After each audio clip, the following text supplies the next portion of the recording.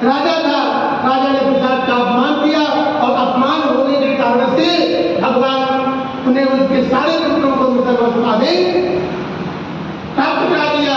उसके सारे पुत्र मृतक अवस्था को प्राप्त हो जाते हैं।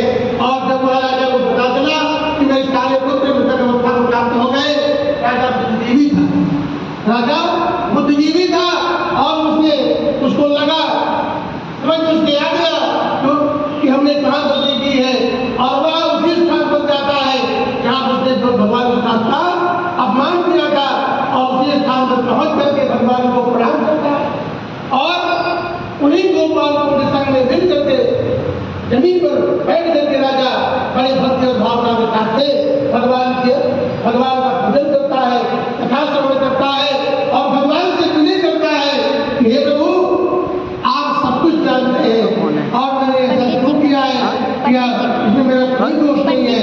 मैं सदैव आपको अपना इष्ट माना हूँ, इसलिए हे प्रभु, हमारे अपराध का दंड हमारे पुत्रों को ना दे। यदि आप हमारे भोजन से प्रसन्न हैं, तुम्हारे पुत्रों को पुनः जीवित कर दे।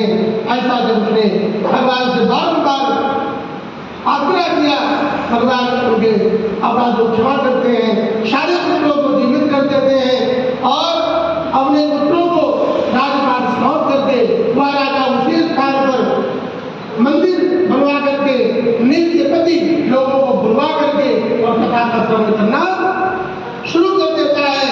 और इन लोगों में सुखी जीवन यापन करते हुए अंतकाल में वैकुंठ को जाता है। कहने का तात्पर्य है जो मनुष्य जिस भी कामना के निमित्त से भगवान का व्रत करता है, पूजन करता है, कथा का श्रवण करता है, उसकी वह कामना अवश्य ही पूर्ण होती है। इस कलयुग में कोई उन्हें राम कहता है, कोई कृष्ण कहता है, कोई कन्हैया कहता है, कोई माखन चोर कहता है, कोई कनुआ भी कहता है। भगवान का एक नाम कनुआ और माखन चोर भी कहता है और इनका नाम बहुत है, लेकिन रूप इनका एक ही है, वह एक सत्य रूप है। सत्य परम भी नहीं है। इस संसार में भगवान विष्णु के अतिरिक्त कोई नहीं है और भगवान विष्णु और उसकी में कोई अंतर नहीं।